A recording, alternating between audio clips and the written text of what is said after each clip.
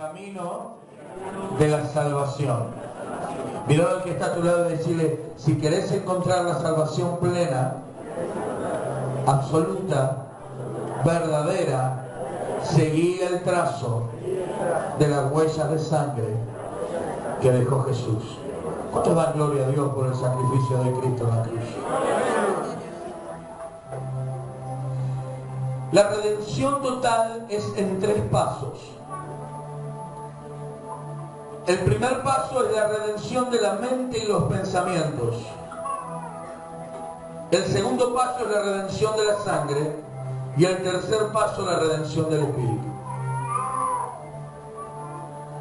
Yo no sé a cuántos aquí les pasa o les ha pasado o les está pasando que no logran atrapar por completo la salvación. Que vivimos tropezando, si no es con una piedra, es con un ladrillo, y si no es con un ladrillo, es con un tronco, y si no es con un tronco, es con un palo, pero siempre estamos tropezando. Si no tropiezo con el carácter, tropiezo con el ánimo, y si no tropiezo con el ánimo, tropiezo con... ¿Me está entendiendo aquí? Entonces continuamente estamos tratando de levantarnos una y otra vez de nuestra caída. Y nunca logramos ser plenamente felices en Cristo. Yo entiendo, pastor, que la Biblia dice: el gozo de su salvación es mi fortaleza. Pero no logro ser totalmente gozoso. Quiero que tengas un choque de honestidad y me digas: ¿cuántos son plena y absolutamente felices en Cristo y tienen la vida de felicidad y alegría que soñaban en Cristo? Levanten su mano. 1. Hay 80 personas aquí adentro. Decirle que está a tu lado: algo tiene que cambiar. Vamos a sacudirlo un poco y decirle: algo tiene que cambiar. ¿Sabes cuál es tu problema y el mío? Que sabemos que no somos totalmente salvos. Que si algo pasa, sabemos que no tenemos con qué reclamar. Porque si no cometí un pecado en la carne, cometí un pecado en mis pensamientos, y si no cometí en mis pensamientos, cometí un pecado espiritual. De una manera u otra, siempre me faltan 5 para el peso. Y no puedo disfrutar y gozar de los beneficios de Cristo porque vivo lamentándome de mi condición. Y trato de ser un buen cristiano. ¿Cuántos tratan de ser buenos en Cristo? ¿Cuántos tratan de obedecer a Dios y no pueden? Levante la mano el que trata y no puede. Levante su mano. El que trata y no puede, en todo caso, sea sincero, un choque de sinceridad. Levanta tu mano en algo. El que intenta y no puede, viene algo.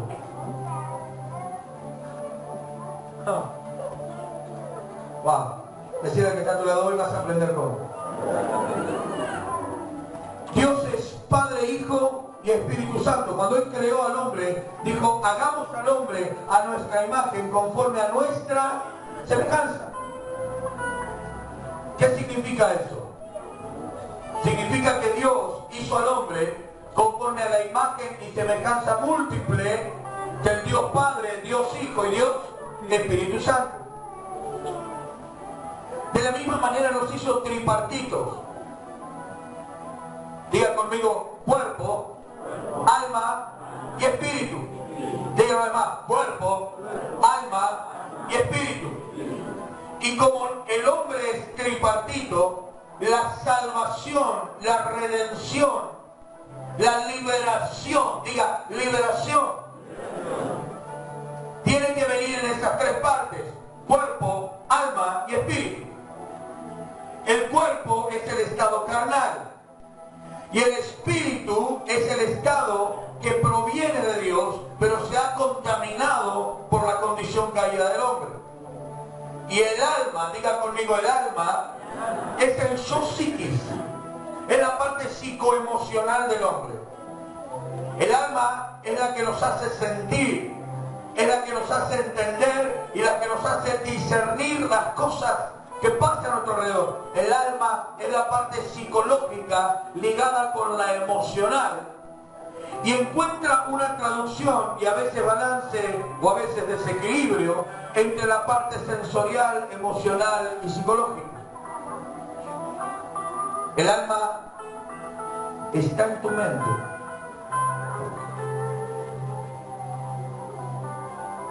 Redención en cuerpo, alma y espíritu. Pero para que haya liberación plena, tocarlo al que está a tu lado y decirle, ¿querés ser libre? Ahora vos tocarlo al que y decirle, quiero ser libre. Quiero tener paz. Mirar a alguien y decirle, no quiero sentir culpa. No quiero sentir ataduras. Quiero sentir que soy libre. ¿Usted haría eso? ¿Alguien aquí lo anhela? Para que puedas alcanzar la libertad plena, sos un ser creado en tres partes: cuerpo, alma y espíritu. Necesitas tener libertad en el cuerpo, en el alma y en el espíritu. Pero la secuencia de liberación tiene un orden. Y Jesús lo estableció en el trazo de la sangre. Oh, ¿te gusta? ¿Cuál es la secuencia ordenada de libertad absoluta del hombre? ¿Cuál es la secuencia de redención del hombre? Para saber cómo somos redimidos, primero tenemos que entender un principio. Mateo, capítulo 26, versos 27 y 28, escuchen. Y tomando la copa, habiendo dado gracias, les dio diciendo, bebed de ella todos, porque esto es mi sangre del nuevo pacto, que por muchos es derramada para remisión de los pecados. Diga conmigo, la sangre es derramada para remisión de pecados. Hebreos 9:22. Y casi todo es purificado según la ley con sangre, y sin derramamiento de sangre no se hace remisión. Diga conmigo, si no hay derramamiento de sangre, no hay remisión de pecado. Ahora, remisión significa liberar a alguien de una culpa o de una deuda. Para que puedas ser libre de tu culpa y de tu deuda por tus pecados, debe haber derramamiento de sangre. Es imposible que haya liberación y remisión de pecado si no hay derramamiento de, diga, sangre. Vamos, grítelo, diga, la sangre me purifica y me limpia, remite mis pecados. No hay forma de ser libre de pecado si no hay derramamiento de sangre. Entonces tengo que entender que para encontrar la liberación absoluta debo seguir el trazo de la...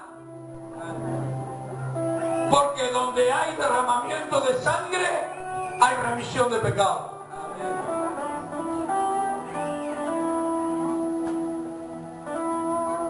Diga conmigo, para saber cómo ser libre, debo seguir las huellas de la sangre. Alguien tráigame de allá un vaso con jugo. Porque la sangre es el camino de la remisión, de la redención, de la liberación. Para entender esto, lo primero que tenemos que entender es que hay tres tipos de pecados. Diga conmigo, tres tipos de pecados. Están los pecados de los pensamientos. Los pecados, por decirlo de alguna manera más entendible, los pecados de la mente. Proverbios capítulo 24, verso número 9 dice: el pensamiento del necio es pecado. Mira el que está a su lado, diga, el pensamiento del necio es pecado. ¿Cuántos quieren saber lo que significa significa necio? Diga conmigo, necio es alguien que sabe hacer lo bueno y no lo hace. Necio es el que conoce el camino de la rectitud y no lo sigue. Necio es el que sabe lo que no debe hacer y lo hace igual. El pensamiento del necio es pecado. Mira lo que está tratando de decir, es pecados mentales. Entonces, es posible que el alma se encuentre bajo pecado. Pero también hay pecados carnales, los pecados del cuerpo, los pecados de la carne, los pecados humanos, naturales. Romanos, capítulo 8, verso número 23. Y no solo ella, sino que también nosotros mismos, que tenemos las primicias del Espíritu, nosotros también gemimos dentro de nosotros mismos esperando la adopción, la redención de nuestro cuerpo. Espera. Decía que está a tu lado, mi cuerpo debe ser redimido. O sea que tu carne tiene pecado. No lo entendieron. Es decir, la remisión de los pecados. Romanos, capítulo 8, verso número 3. Porque lo que era imposible para la ley, por cuanto era débil por la carne, Dios enviando a su Hijo en semejanza de carne de pecado. Era parecido a la carne del pecado, porque era igual, pero no tenía pecado. Y Romanos 8:23 dice, tu cuerpo debe ser redimido.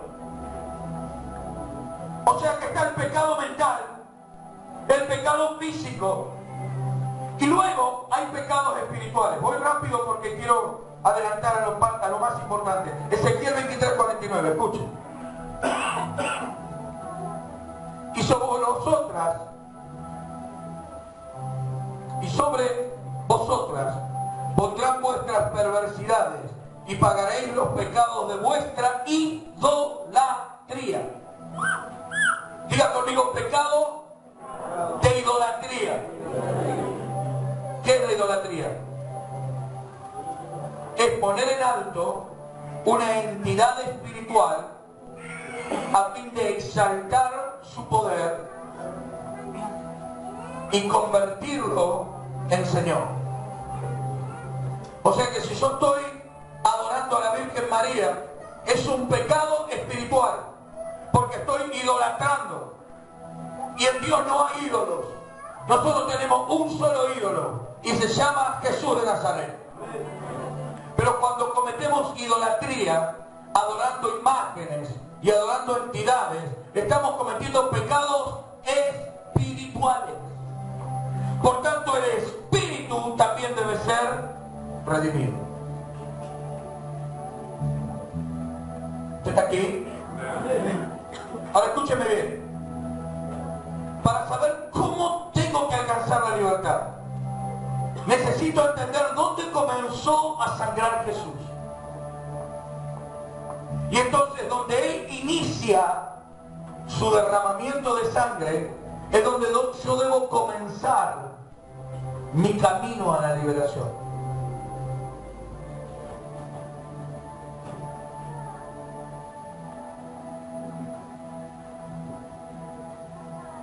Y donde Él lo termina, debo terminar.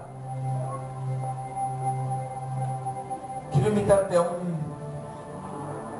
un paseo, a un crucero, a un viaje, que comienza en un lugar llamado Getsemaní y culmina en un lugar llamado Gólgota.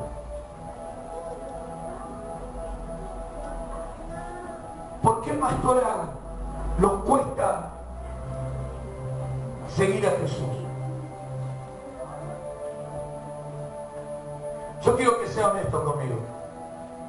Ahí atrás está mi hija, mi hijo que está acomodando su instrumento, mi sobrina, hijos de pastores ellos, ¿no? Que han estado en la iglesia toda su vida.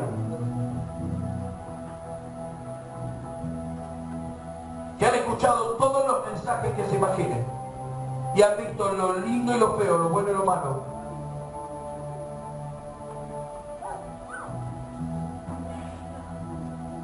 Pregunto, aún así, ¿se pueden identificar con Jesús?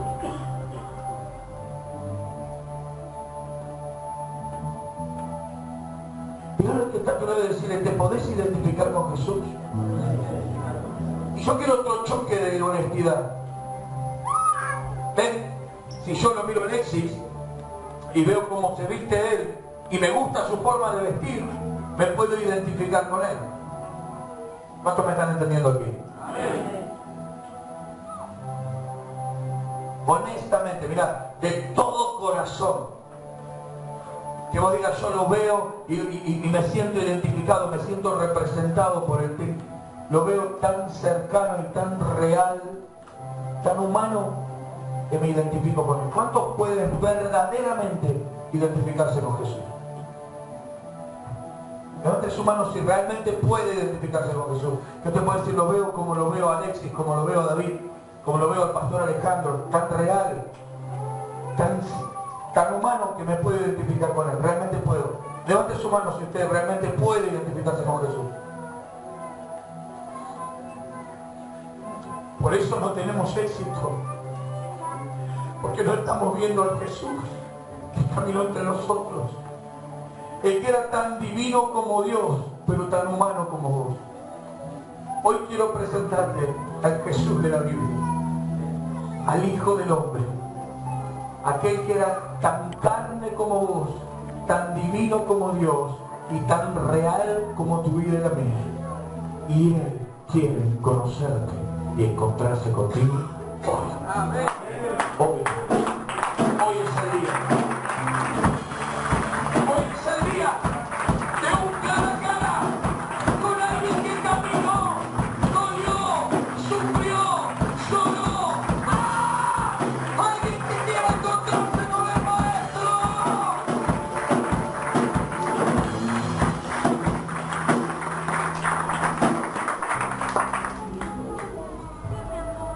Voy a demostrarte con un video de 4 minutos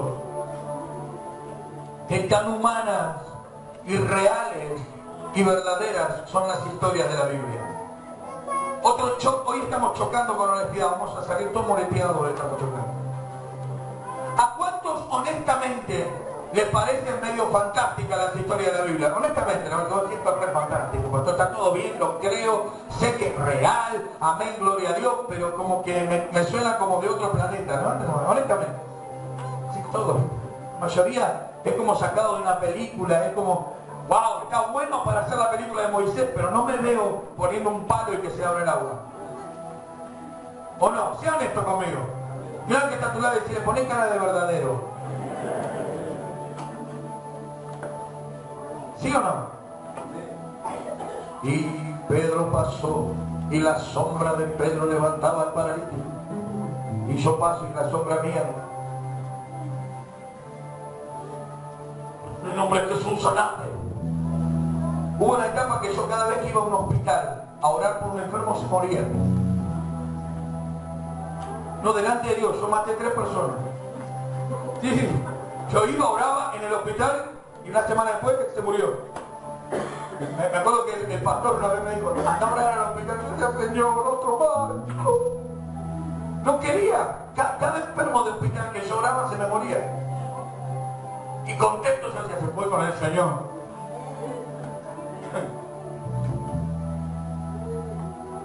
Pero en la Biblia dice que si crees, este monte se pasará. En la Biblia dice que la sombra de Pedro sanaba a los enfermos. Y vos vas a orar por un enfermo y en vez de sanarse se te muere. La Biblia dice, yo quiero que seas prosperado en todas las cosas, que tengas salud como prospera tu alma. Y cuando diezmamos, ofrendas, miras el bolsillo y te salen polillas. Y entonces comienza a ser fantástico todo. Es inalcanzable para vos. Y comenzás a despegarte de la persona de Cristo.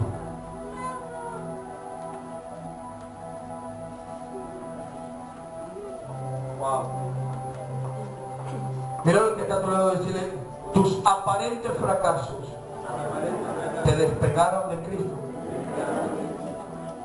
Esto se está poniendo bien.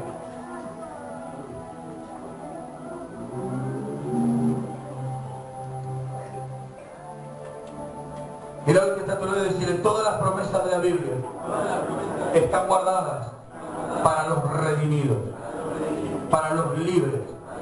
Y hoy vas a comenzar el proceso a la redención total.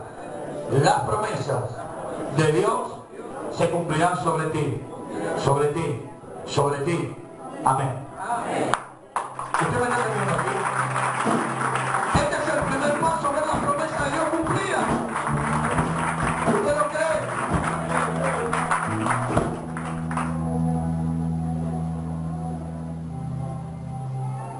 El primer lugar donde Jesús derrama sangre no fue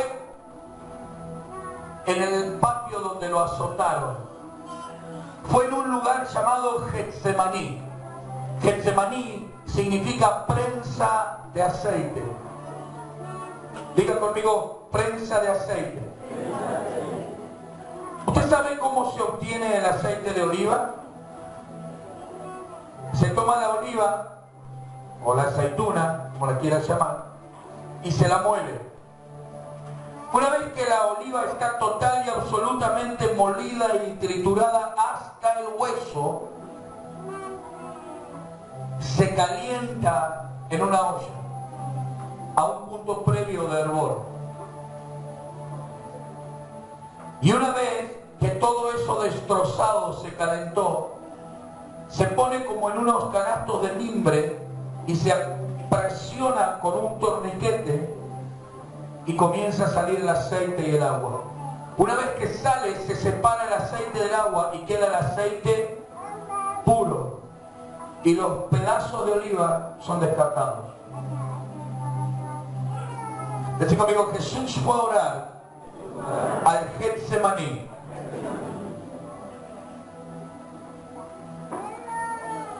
Y en el capítulo 22 del libro de Lucas, y el verso número 44, escuche lo que dice.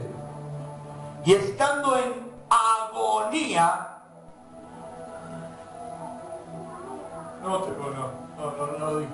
Decí conmigo, agonía. No te escucho. Agonía. Dígalo una vez más. Agonía. Oraba más intensamente. Y era su sudor como grandes gotas de sangre que caían en tierra.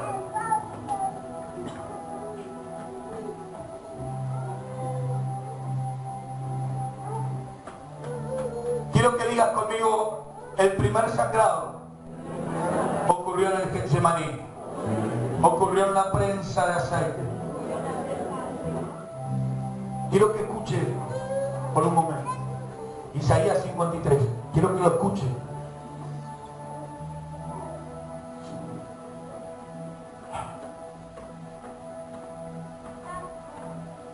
Despreciado y desechado entre los hombres, varón de dolores, experimentado en quebranto, y como que escondimos de él el rostro. Fue menospreciado y no lo estimamos. Ciertamente llevó nuestras enfermedades y sufrió nuestros dolores, y nosotros le tuvimos por azotado, por herido de Dios y abatido. Mas el herido fue por nuestras rebeliones, molido por nuestros pecados. Y de lo que está a tu lado y decirle, Getsemaní, la oliva molida es la única que puede producir aceite. Y el castigo de nuestra paz fue sobre él, y por su llaga fuimos nosotros curados.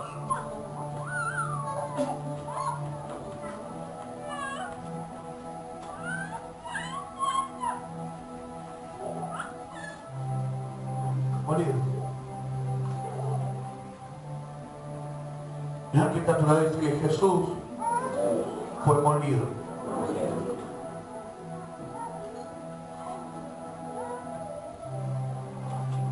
El hombre estaba en agonía.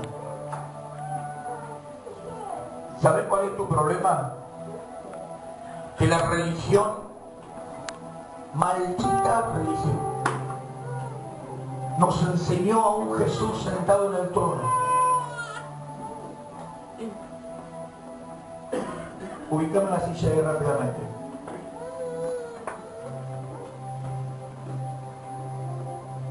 Ahí. Sí. Sentado en el trono.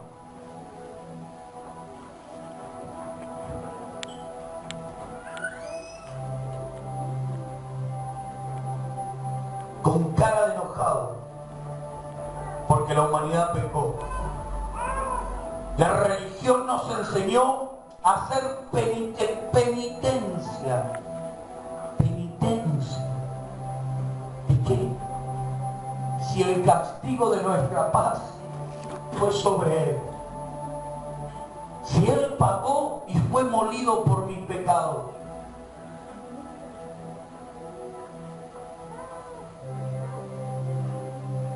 Jesús no está sentado en el trono enojado. Él está sentado a la diestra del trono de Dios Padre, reinando con poder y con gloria. Sangrando por la humanidad.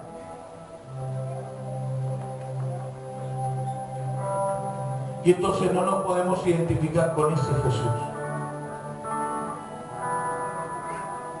Pero Él fue molido. Y el hombre, ¿cuántos saben que Jesús fue hombre? Te voy a dar un secreto más. Y hay un mediador entre Jesús, entre Dios y el hombre. Jesucristo, hombre.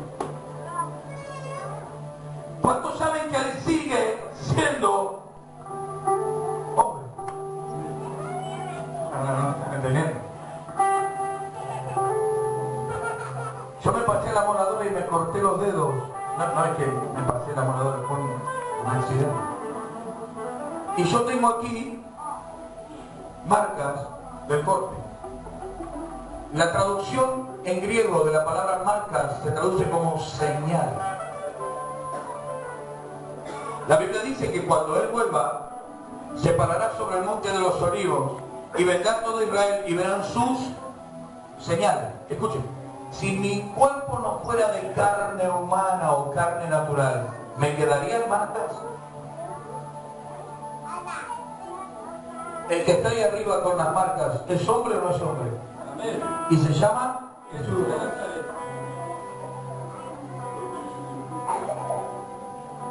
Entonces yo puedo mirar al cielo y ver un hombre como yo, que venció lo que no pudo vencer. Y ser más que vencedor por medio de aquel que me amó. Porque sigue siendo un hombre, el que me salvó. ¡Oh, Dios, soy mortificado Jesús! Sigue estando el hombre, ahí sentado en el trono, con poder y con gloria, marcado su cuerpo como memoria.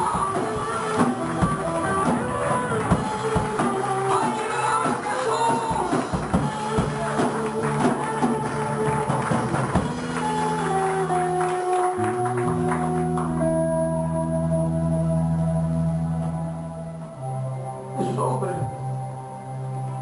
iba a volver como hombre.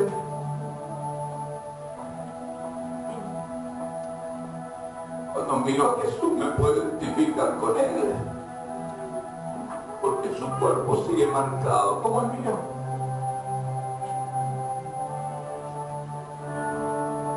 Él estuvo acá y sigue acá y seguirá acá por los siglos de los siglos.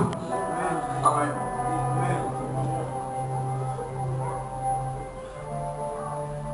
Pero hay algo más. Las historias de Jesús pueden sonar fantásticas. Hoy voy a demostrarte que de fantásticas no tienen nada. Jesús estaba en el Getsemaní orando.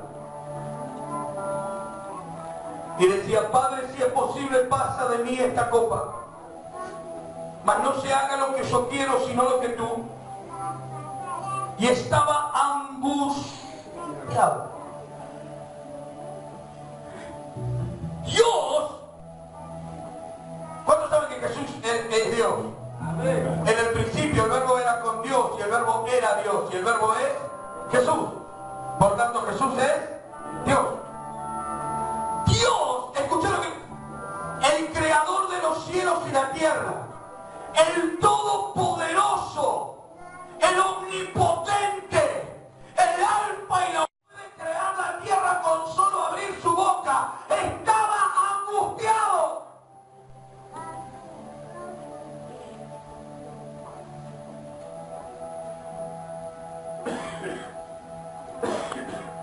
Estaba angustiado.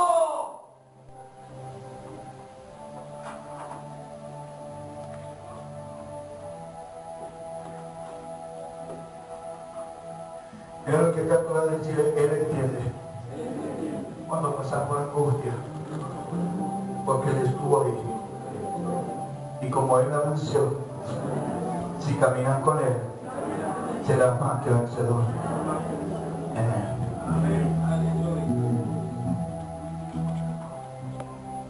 Él sabía lo que iba a pasar y sabía que lo iba a vencer, y aún así estaba angustiado. Hay sentimiento humano como ese. El Dios Todopoderoso, mi amigo, no puede sentir angustia, sin embargo estaba angustiado. Eso indica que él era tan humano como yo. ¡Oh, Jesús!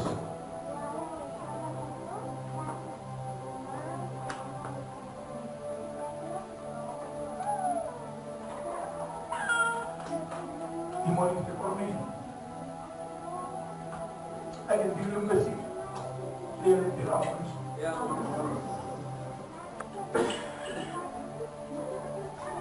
Y estaba en angustia. Sudaba sangre. Y usted también me diga, pastor, dice la Biblia que era como grandes gotas de sangre. No eran gotas de sangre. Yo te voy a demostrar que el hombre sudó sangre. Y que como la Biblia, los escritores lo veían como irracional, que la sangre salga a través del sudor, dijeron que era como si fuera sangre, porque no cabía en su mente de que podía ser sangre. Sin embargo lo era. Alexis, quiero que apaguen las luces, por favor. Y quiero que veas el video de una joven de la República Dominicana, Delfina, sudaba sangre, porque tenía 20 veces más alto la adrenalina que cualquier otra persona. Y escuche, mire. Producía sudor cuando estaba bajo ansiedad y bajo tristeza. Porque la depresión es una profunda tristeza. Jesús dijo, mi alma está triste hasta la muerte. Mateo 26, 38.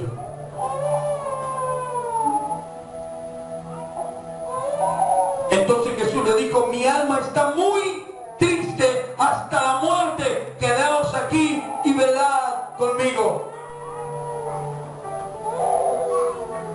El hombre estaba en agonía y en tristeza y con una gran ansiedad, porque él en el Getsemaní estaba viviendo en su mente lo que iba a ocurrir en el Gólgota. En el principio él estaba viviendo en su mente lo que ocurriría en el proceso y al final. Y saber lo que le iba a pasar le causó angustia y tristeza. Y esa angustia y esa tristeza complementada con la ansiedad de lo que iba a hacer, hizo que su cuerpo multiplique su adrenalina por 20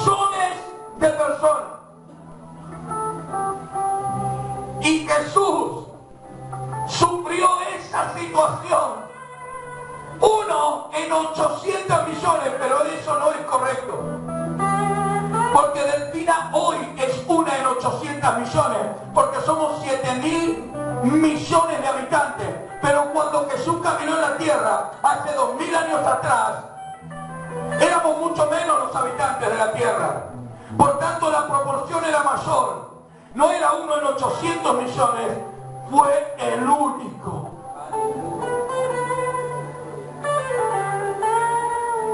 ¿Qué significa? Que Él llevó tus enfermedades pasadas, presentes y futuras.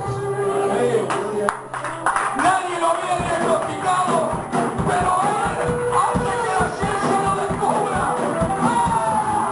Nos llevó a la cruz para librarte hoy.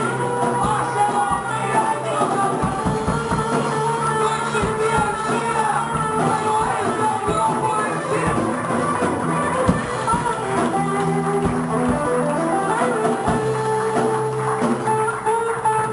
Mira lo que está a tu lado y decirle: Dios planeó tu futuro antes que comience tu vida. Tomalo de mano y decirle: quédate tranquilo. Dios tiene tu futuro bajo su control. Amén. Amén. ¿Alguien lo cree? ¿Alguien lo cree? Fue el primero.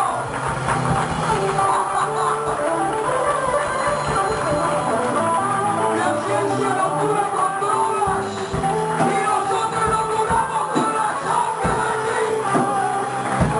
La ciencia busca psicoterapia, nosotros buscamos el Espíritu Santo.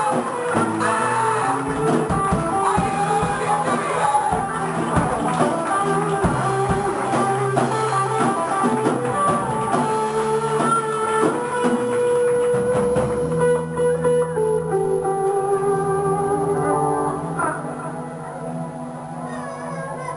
¿Cuánto están aquí? ¿Sabe que no hay enfermedad que Dios no pueda curar? Mira que yo te voy a decirle: cualquier enfermedad que haya atacado tu vida, Dios ya tenía plan de redención. A Jesús fue físicamente a la cruz porque primeramente estuvo allí en su mente. Y al vivir la cruz en el Getsemaní, lo que crucificó primero, y présteme mucha atención, lo que crucificó primero fueron sus pensamientos, sus deseos y su voluntad.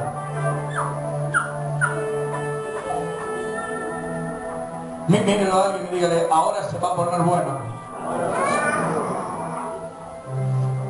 En la cruz, Él crucificó su cuerpo. Y después de la cruz, soltó su espíritu. Pero para poder ir a la cruz, primero tuvo que sacrificar su voluntad, sus pensamientos y sus deseos. Por eso, estando de rodillas, clamaba y decía: Padre, si es posible, pasa de mí esta copa, mas no se haga mi voluntad, sino la tuya. Aquí en el Getsemaní estoy para crucificar mi voluntad, para que mi voluntad no salga de aquí, sino para salir yo de aquí en tu voluntad, y mi voluntad quedará derramada con la sangre de la tierra. Porque si mi mente no renuncia a mi voluntad, es posible que camino a la cruz me desvíe. Porque soy humano, soy hombre y tengo miedo. Estoy triste y tengo angustia. Lo único que me mantiene angustiado, triste y con temor es el hecho de que yo tengo una voluntad propia. Pero no me voy a parar de acá hasta crucificar mi voluntad. Y una vez que yo crucifique mi voluntad aquí en el Getsemaní, bajo la presión y la ansiedad de la prensa de aceite, entonces seré libre de crucificar mi cuerpo y entregar mi espíritu para salvación y vida eterna de toda la humanidad.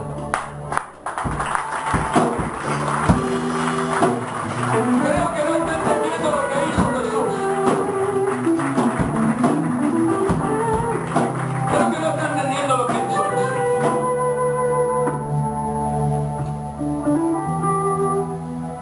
Filipenses capítulo 2 verso 8.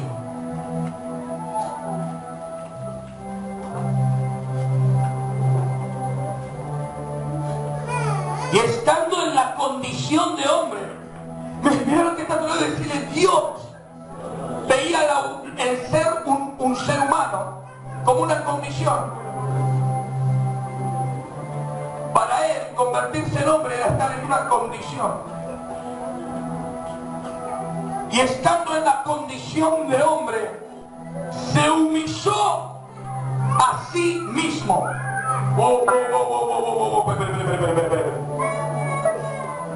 Se humilló a sí mismo, haciéndose obediente hasta la muerte y muerte de cruz.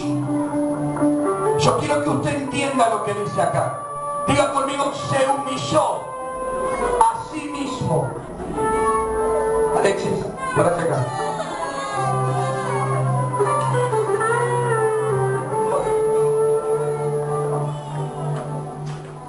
Párate acá. Ahí, mírense de frente. ¿Usted está viendo acá? Esto te va a gustar.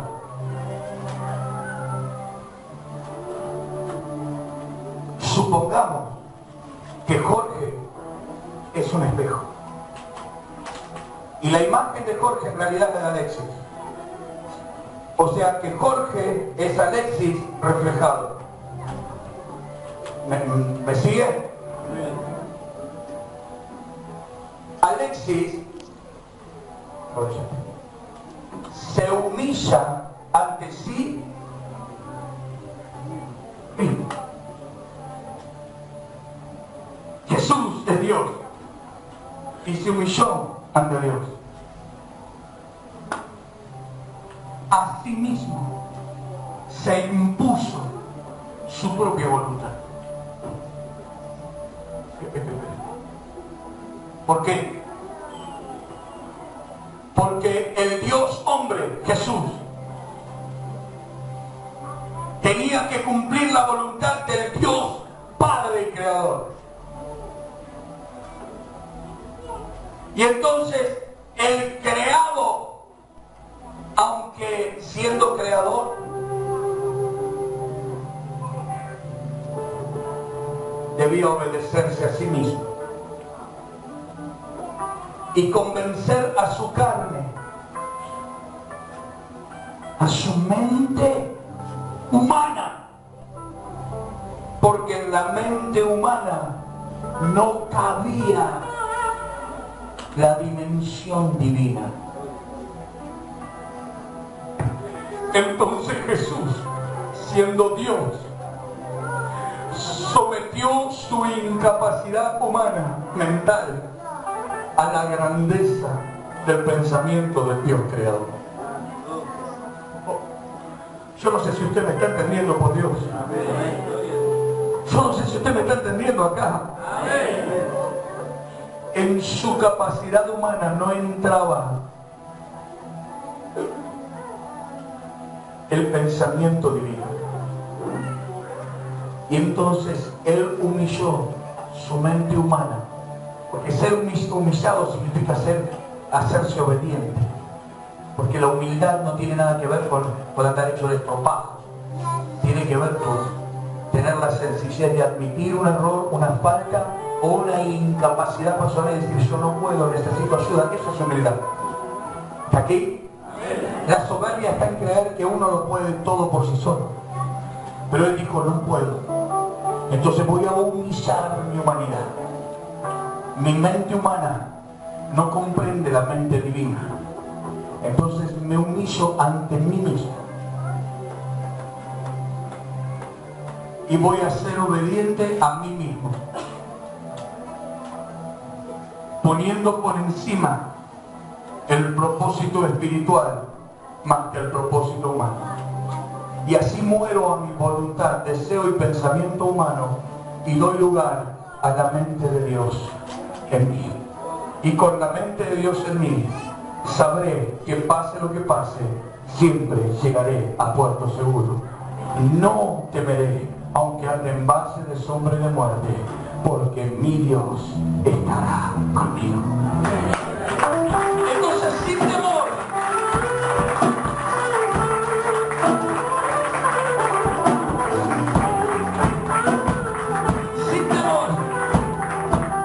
habiendo redimido su mente, su alma, el hombre se paró. Y ahora, habiendo llegado la hora de la crucifixión, ya no estaba humillado ante sí mismo. El haberse humillado lo hizo ponerse en pie. Someter su incapacidad mental lo hizo entrar en su capacidad divina. Y entonces caminó. Párate.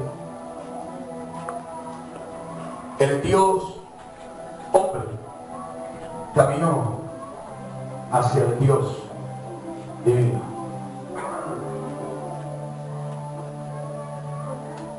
Que dice después en Filipenses, se hizo obediente hasta la muerte y muerte de, por lo cual Dios lo exaltó hasta lo más alto y le dio un nombre que es sobre todo nombre, para que en el nombre de Jesús toda rodilla se doble y toda lengua piense que Jesús es el Señor. Gloria a Dios Padre. Y el que se humilla, Dios lo exalta. El que se humilla, Dios lo exalta. El que se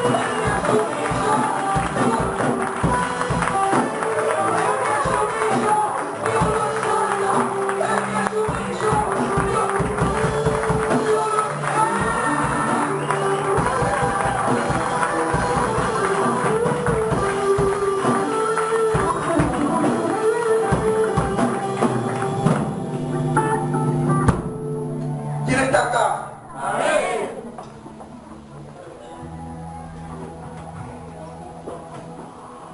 él no podía llevar su cuerpo hacia donde no estaba su mente, porque no lo podría guiar nunca. Primero debería crucificar su mente y redimir sus pensamientos, para que con una mente y con la mirada de Dios lleve al cuerpo al cielo, porque su cuerpo está en el cielo. La tumba está vacía. La muerte no pudo con él. Fue levantado en cuerpo, en alma y en espíritu. Y lo que acá se quebró, allá está completo y reinando con poder. Eso significa ser exaltado. Tocar la estatura de decirle, preparar tu vida. Y ahora decirle, redimir tu mente. Cabezón. Es decir, renunciar a esos pensamientos rebeldes, pecaminosos, medio reos, cabezón. Renunciar a tu voluntad, porque la voluntad de Dios es divina. Y son mis pensamientos, dice la Biblia, más altos que vuestros pensamientos. Y mis caminos más altos que vuestros caminos. Para entrar en su camino, primero debo entender su pensamiento. Para entender su pensamiento, debo renunciar a mi pensamiento. Para renunciar a mi pensamiento, debo redimir mi mente. Y para redimir mi mente, necesito la sangre de Jesús.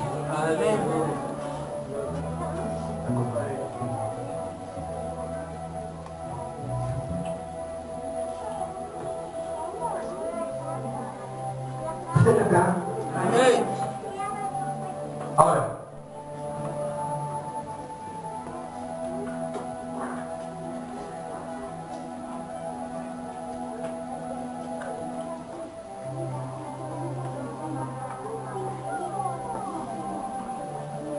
¿Qué hay aquí? Huellas de sangre. Luego lo puedo dejar.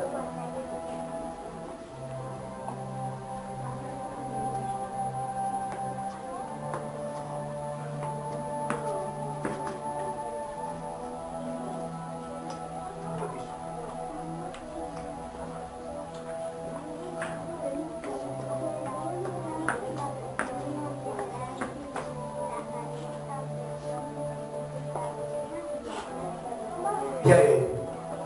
Huellas.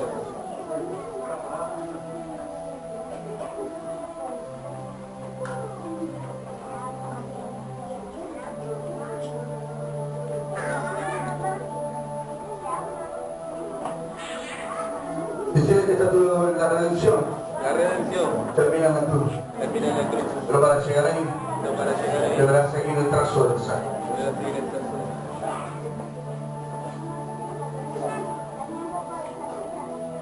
Yo no puedo mirar si mi mente no se abre.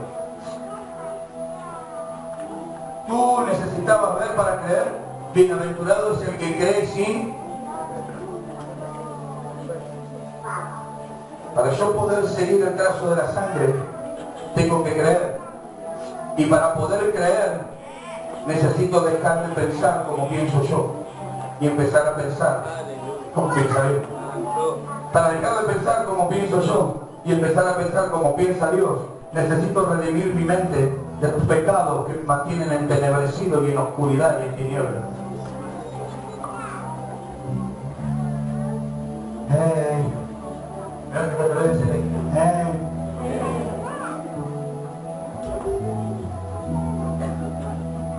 Para eso voy al Getsemaní. Y digo, ok, acá se derramó la sangre. Ahora, ¿cómo agarro esta sangre y la levanto? Y redimo mi mente. ¿Cuánto lo quieres saber? Amén. Si llegué hasta acá y no te lo digo, tú vas incompleto y nunca vas a ser libre. ¿Cuánto lo quieres saber? Amén. ¿Cuánto quieres saber cómo hacer que la sangre caiga sobre tus pensamientos y se redima tu mente? Amén. ¿Lo quieres? Amén. ¿Lo quieres saber? Amén.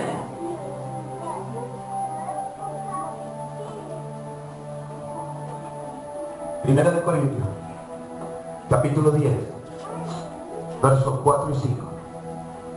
Escuche bien.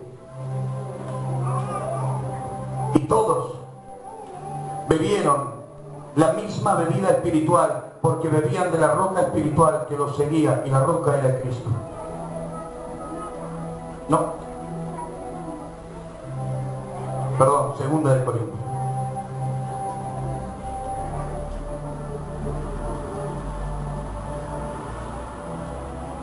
Porque las armas de nuestra milicia no son carnales, sino poderosas en Dios para la destrucción de fortalezas. Escuchen, derribando argumentos y toda altivez, que es la antítesis de humildad, altivez, que es lo contrario de humillación, altivez, y toda altivez que se levanta contra el conocimiento de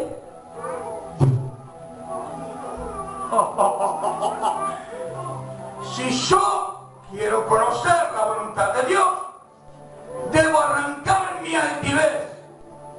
Mi altivez son los pensamientos de autosuficiencia. Y los pensamientos de autosuficiencia me llevan a una voluntad propia. Si arranco mi voluntad para hacerla de Él, aunque me duela y me cueste, la altivez que se levantaba para que yo no conozca a Dios y lo tenga lejano como una película de Hollywood, cae. Y cuando cae la altivez, se levanta Cristo. ¿Está acá? Derribando argumentos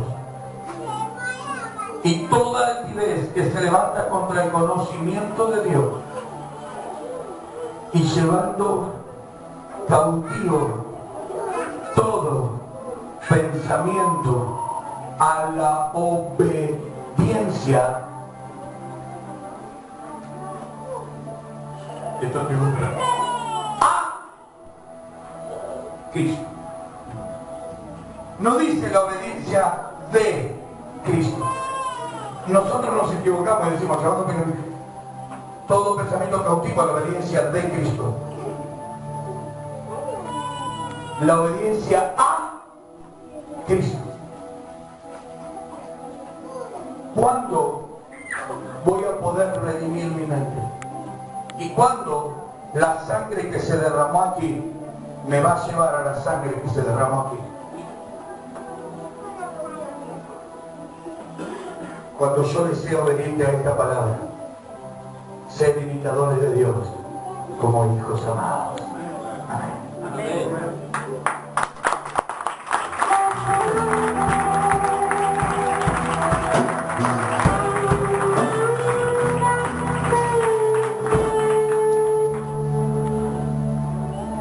Si alguno quiere venir en pos de mí, tome ¿su qué? ¿Está la cruz de madera por acá? La cruz de madera está. ¿Está en el cuartito? ¿Se puede? En un flashback. Vamos, conectando un poco. Yo te voy a explicar lo que significa esto. Decí conmigo, si alguno quiere ir en pos de Cristo, tome su cruz.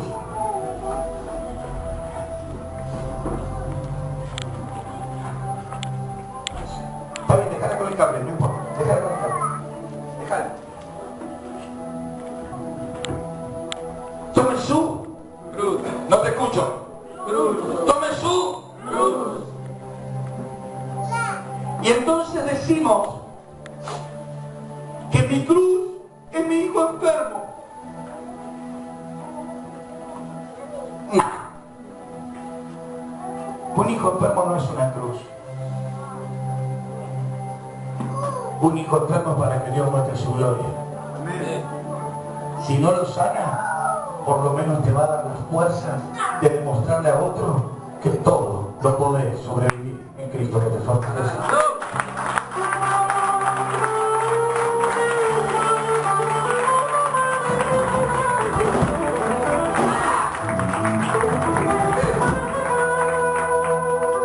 Mi cruz es mi enfermedad. Enfermedad es consecuencia de una de dos cosas: o pecado o edad. Hay veces que no hay que pecar, el cuerpo, la carne es carne, ¿entiendes? Entonces, pastor, ¿qué significa tomar mi cruz?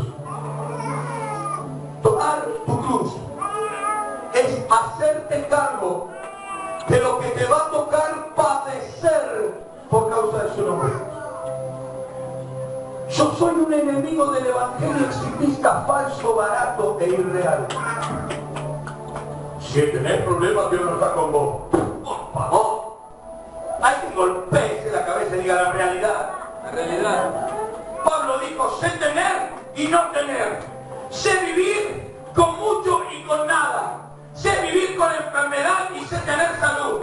Fui azotado, encarcelado, perseguido, y de todo aprendí una sola cosa: todo lo puedo en Cristo. Así que cuando no tengo, me mantengo. No significa que Dios no está conmigo. ¡Al diablo con el diablo! Si me marca, Él sigue siendo Dios, aunque yo no tenga. Aunque esté preso, aunque esté enfermo,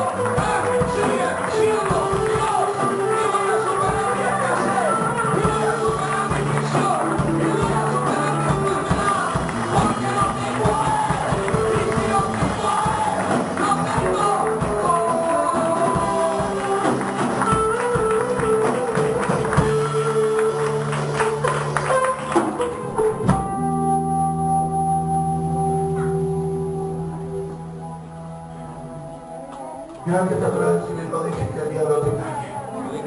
Y te robe el gozo de su salvación. ¿Sabes lo que significa eso? En el mundo tendréis aflicción, pero confiad, yo he vencido al mundo. Y si tienen en mí, son más que vencedores. Entonces tomar mi cruz es lo que dijo Pablo. Ahora, dijo Pablo, cumplo en mi cuerpo lo que faltaba, o sea, lo que continúa de las aflicciones de Cristo. Es decir, yo tuve que padecer mi crisis por causa de la locura del Evangelio y la locura de la cruz. Tomar su cruz y seguirle es hacerte cargo de que no todo va a ser un colchón de rosas, de que no todo va a salir bien, de que vas a padecer algo en algún momento, si no en todo momento, pero aún así sigo el camino de la santidad. Pero para poder hacer eso necesito soltar mi voluntad.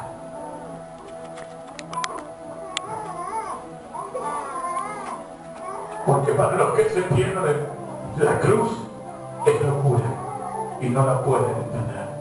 Pero para vos y para mí es poder y potencia de cielo. Poder para poder vencer mis limitaciones. Potencia para levantarme una vez más. Poder para poner mis ojos en Cristo, autor y consumador de la fe. Para mirar a Jesús, mi amigo, hay que matar la mente, porque la mente carnal no entiende la mente de Dios.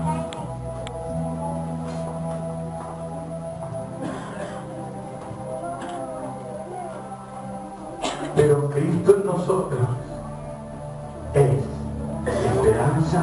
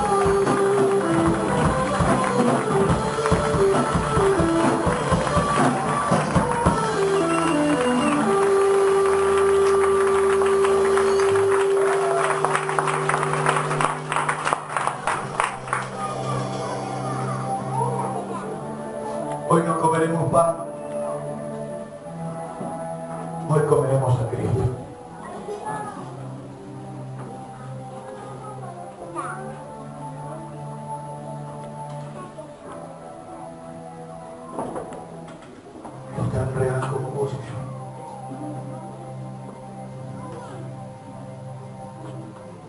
Angustiado y afligido, varón de dolores, experimentado el quebranto.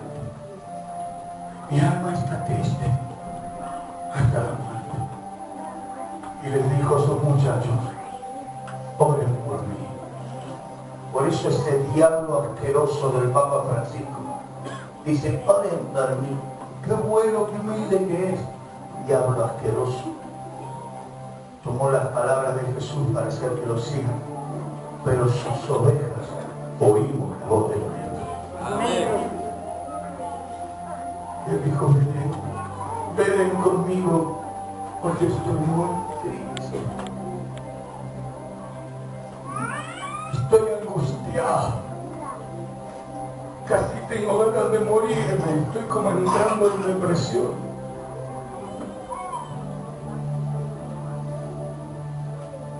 Pero lo dejó todo en el Getsemaní para poder ir al Gólgota. Y dejó todo en el Gólgota para poder ir a la gloria. Aleluya. Cuando ustedes dejen en el Getsemaní, podrán ir al Gólgota. Y cuando dejen en el Gólgota, verán mi gloria. Para poder ver mi gloria, deberán creer en mi voluntad. Para creer en mi voluntad, deberán mirarme a mí. Pero el justo no anda por vista, sino por fe. Por tanto, cree y verás La gloria de Dios. Amén.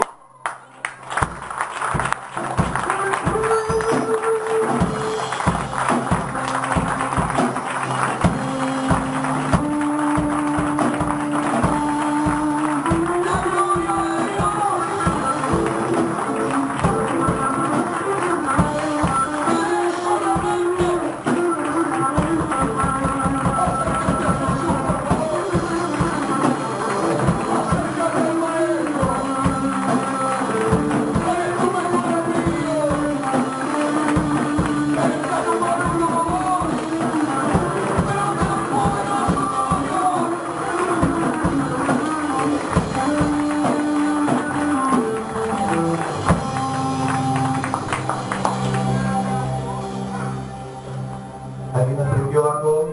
Amén.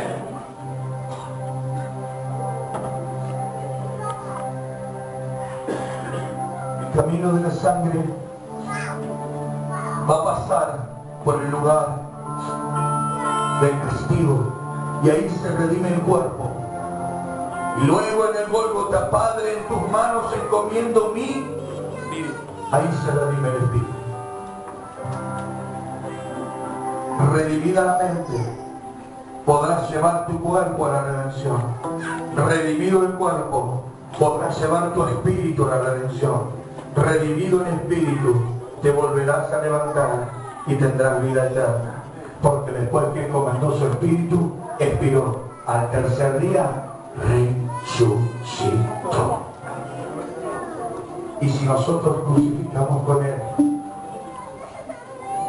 por medio del bautismo, nuestro cuerpo, también resucitaremos con él y reinaremos con él en gloria.